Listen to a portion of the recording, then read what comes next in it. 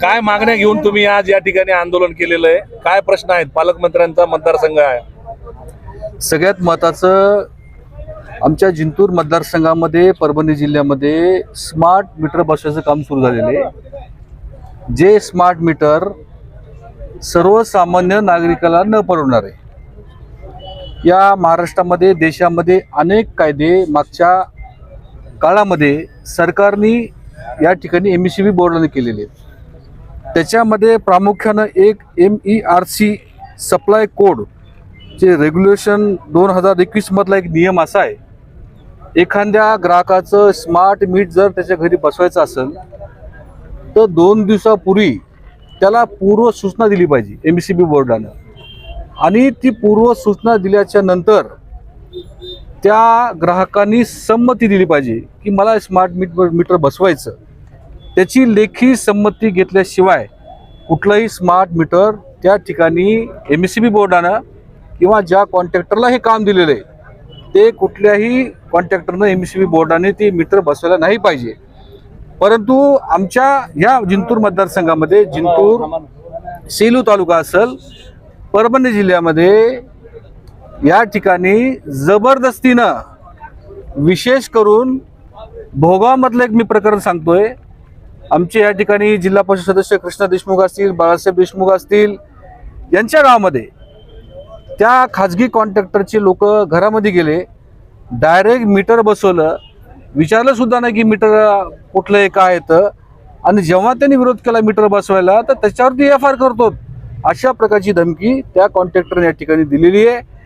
म्हणून या ठिकाणी संपूर्ण मतदारसंघाच्या ग्राहकांचं, आमचं सगळ्यांचं म्हणणं आहे की स्मार्ट मीटर हे एकही आमच्या मतदारसंघात बसवलं नाही पाहिजे. त्याचं कारण असं आहे, आज रोजी जिंतूर शहराचं मी एक उदाहरण तुम्हाला देतोय. एक सादेक कुरेशी नावाचा एक व्यक्ती आहे, त्याच्या घरी मागच्या महिन्यापूर्वी स्मार्ट मीटर बसवलं. त्याच्या घरी फक्त 4च रूम आहेत. 4 रूमचं 40,000 रुपये बिल आलं. किती? 40,000 रुपये. आणि मला सांगा, या महाराष्ट्रामध्ये जे काही स्मार्ट मीटर बसवायचं टेंडर हे कोणाला दिलं माहिती आहे? हे टेंडर अदानी ग्रुपला दिलेलं आहे. 2 कामं दिलीत. त्या टेंडरची कॉस्ट आहे 13,888 कोटी रुपये. म्हणजे एवढा खर्च करून स्मार्ट मीटर बसवायचे. स्मार्ट मीटर बसवल्यानंतर MECB बोर्डाची सुधारणा करायची आणि हेच MECB बोर्ड उद्या अदानीची हवाली करायचं. अशा प्रकारचं खूप मोठं षडयंत्र या महाराष्ट्रामध्ये या ठिकाणी सुरू आहे. आमच्या सगळ्या लोकांची, कार्यकर्त्यांची मागणी आहे की स्मार्ट मीटर या ठिकाणी आमच्या मतदारसंघात बसू नये. आणि स्मार्ट मीटरमध्ये प्रचंड त्रुटी आहेत. त्या ठिकाणी स्मार्ट मीटर बसवलं की एवढं फास्ट चालतं ते की 5-5, 10,000 रुपये बिल येते एका व्यक्तीला. दुसरी गोष्ट, कुठल्या प्रकारचं MECB मध्ये ताळमेळ नाही. कोणी इथं एखाद्या ग्राहकाची तक्रार निवारण केंद्र नाही या शहरामध्ये किंवा ग्रामीण भागामध्ये. म्हणून आमची सगळ्यांची मागणी आहे की स्मार्ट मीटर आमच्या तालुक्यात बसवायचं नाही आहे. आम्ही आज रीतसर निवेदन दिलंय लोकशाही पद्धतीनं. मी आज जाहीर सांगतो, या तालुक्यात, या मतदारसंघात जर कुठेही याच्यानंतर कॉन्ट्रॅक्टरनं किंवा अधिकाऱ्यांनी स्मार्ट मीटर बसवलं तर ते स्मार्ट मीटर आम्ही घरातून बाहेर काढू आणि MECBच्या बोर्डाच्या ऑफिससमोर आणून फेकून देऊ. हे सुद्धा मला आजच्या या मुद्दामून प्रेसच्या माध्यमातून मला त्या कॉन्ट्रॅक्टरला सांगायचं. अशा पद्धतीची चूक या ठिकाणी कोणी करू नये, अशा प्रकारच्या मला सूचना या ठिकाणी द्यायच्या आहेत. दुसरा मुद्दा आमचा हा आहे की जिंतूर, सेलू, परभणी जिल्ह्यामध्ये प्रचंड लोड शेडिंग. खरं पाहिलं तर शहरामध्ये, ग्रामीण भागामध्ये संध्याकाळी 7 ते 10 ही लोड शेडिंग झालेली आहे. आज जर आपण बघितलं, प्रत्येक सबस्टेशनचा लोड कमी आहे ना. आज लोड कमी असतानाही लोड शेडिंग आमच्या मतदारसंघात जिंतूर सेलूमध्ये या ठिकाणी झालेली आहे. ही लोड शेडिंग 100% बंद झाली पाहिजे, अशा प्रकारची मागणी आम्ही या ठिकाणी केलेली आहे. त्याचबरोबर जिंतूर सेलू तालुक्यामध्ये सगळे पोल पडले, कुठं तार पडला, कुठं डिप्या बंद पडल्यात. खरं पाहिलं तर एवढं मोठं मतदारसंघामध्ये ऊर्जा खाते, ऊर्जाच गायब झाली. ऊर्जा खात्याचा जर या ठिकाणी एवढा मोठा उद्रेक होतोय, या ठिकाणी काही भाड्याने लोक नाही आले. ते हे जे लोक आहेत हे प्रत्येक गावातला सरपंच आहे, नागरिक आहे, शेतकरी आहे. या सगळ्या लोकांची मागणी आहे या मतदारसंघातले जे काही कामं हे चुकीच्या पद्धतीने झालेत, मेंटेनन्सची कामं या ठिकाणी होत नाहीत, ही सगळी कामं तात्काळ झाली पाहिजे अशा प्रकारची मागणी आम्ही या ठिकाणी केली. चौथा विषय हा सगळ्यात महत्त्वाचा आहे, जो मी मागच्या महिन्यामध्ये MSEB बोर्डासमोर मी निवेदन दिलंय. आपल्या परभणी जिल्ह्यामध्ये 1000 कोटी रुपयांची कामं चालू आहेत गावठाण फिडरची. किती?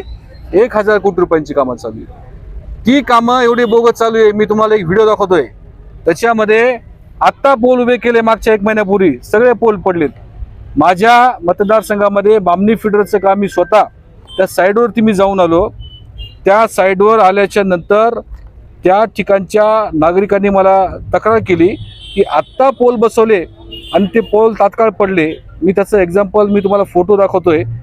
फोटो कसे त्या ठिकाणी पोल पडलेले आहेत, हे त्याचे फोटो, म्हणजे पोल पडलेले, हे त्याचा व्हिडिओ, म्हणजे जे की 36 फुटाचा पोल आहे आणि खाली जमीन फूट 2 फूट खाली आहे फक्त. 36 फुटाचा पोल आहे, 36 फुटाचा. हे काम कोण जबाबदार आहे? खरं पाहिलं तर हे 1000 कोटी रुपयांची कामं जे जिल्ह्यामध्ये सुरू आहेत गावठाण फिडरचे, खरं पाहिलं तर याच्यामध्ये मी मध्यंतरी तक्रार केली. तक्रार केल्याच्या नंतर एक वरिष्ठ अधिकारी असं म्हणला मला की हे एका मोठ्या नेत्यांची कामं आहेत. त्याच्यामागे मोठमोठ्या मंत्री, राज्याच्या जे काही आपल्या जिल्ह्याचे काही नेते आहेत, त्यांचे काही जवळचे कॉन्ट्रॅक्टर आहेत, त्यांनीच हे कामं या ठिकाणी केलेत अशा प्रकारची माहिती मला काही अधिकाऱ्यांनी दिलेली आहे. आणि मी जे काही सांगतोय, मला पत्रकार बंधूला विनंती करायची की आपणही एखाद्या साईडवर जावं, म्हणजे तुमच्याही लक्षात येईल की ॲक्च्युली हे काम कसं व्हायलं ते. आणि गावठाण फिडरचं एकदाच काम होणार आहे. 1000 कोटी रुपयाचा खर्च आपल्या जिल्ह्यात झाला, हे आता 25 वर्ष खर्च होणार नाही ना. हे गावठाण फिडरचं काम म्हणजे गावठाण वेगळं करायचं आणि इजी पंप वेगळे करायचे. 25 वर्ष आपल्याला पैसे भेटणार नाहीत. 1000 कोटी रुपयांची कामं हे सगळे बोगस चालू आहेत. माझी पत्रकार बंधूला विनंती राहील की आपणही एखाद्या 2 ठिकाणी जाऊन व्हिजिट करावी, तिथलं काम कसं आहे बघावं. म्हणून आमची मागणी आहे की ज्या कॉन्ट्रॅक्टरला, 4 कॉन्ट्रॅक्टरला हे काम दिलं, 3 कॉन्ट्रॅक्टरला, या सगळ्या कॉन्ट्रॅक्टर लोकांची अतिशय दक्षता पथकामार्फत चौकशी झाली पाहिजे. ज्या कॉन्ट्रॅक्टरनं बोगस कामं केलेत त्याच्यावरती FIR झाला पाहिजे. जो खर्च त्यांनी केला तो खर्च सुद्धा वसूल केला पाहिजे. प्रश्न हा आहे की या सगळ्या कामं एक तर कोणाला दिल्यात आणि दुसरी गोष्ट याला जबाबदार कोण आहे? मी आत्ताच सांगितलं, उत्कृष्ट दर्जाची कामं 1000 कोटीची होत असतील तर याला कोण जबाबदार आहे नेमकं? याला मी आत्ताच सांगितलं की ज्या राज्याचे राज्यमंत्री, ऊर्जा मंत्री, ज्यांच्याकडे जे खातं आहे, आणि ॲक्च्युली हे सगळे प्रश्न त्यांनी सोडायला पाहिजे. एखाद्या कॉन्ट्रॅक्टरनं चूक केली तर राज्याच्या मंत्री, राज्यमंत्र्यांनी दखल घेतली पाहिजे. अनेक तक्रारी झाल्या, तर याला या ठिकाणी काही मंत्र्यांचा पाठिंबा आहे. त्या ठिकाणची त्यांचे जे जवळचे कॉन्ट्रॅक्टर आहेत त्या कॉन्ट्रॅक्टरवर या ठिकाणी राज्याच्या मुख्यमंत्री महोदयांनी, राज्याच्या MDनी या सगळ्या कॉन्ट्रॅक्टरची चौकशी करून त्यांच्यावर FIR केला पाहिजे. अशा प्रकारची आम्ही सगळ्या लोकांनी मागणी केलेली. विषय पुढे घेऊन जाणार का तुम्ही? हा, चालूच आहे आमचा विषय. मी 1 महिन्यापूर्वी निवेदन दिलेलं आहे. माझं निवेदन 1 महिन्यापूर्वी मी AC ला दिलेलं आहे. आणि हा जोपर्यंत आमचा तोडगा निघत नाही, हे 100% प्रकरण आम्ही स्वस्त बसणार नाहीत. लोकशाही पद्धतीनं आमचं आंदोलन या ठिकाणी सुरू राहणार आहे. पालकमंत्री तर म्हणतात की स्मार्ट मीटर नागरिकांची परवानगी घेऊनच बसवता येतात. कुठं परवानगी घेतली? दाखवा ना, मला सांगा ना. मग आज एवढं उद्रेक कशाचं आहे? हे एवढे लोक कुठून आले? हे किरायचे लोक नाहीत ना, हे स्वतः बिल घेऊन आलेत.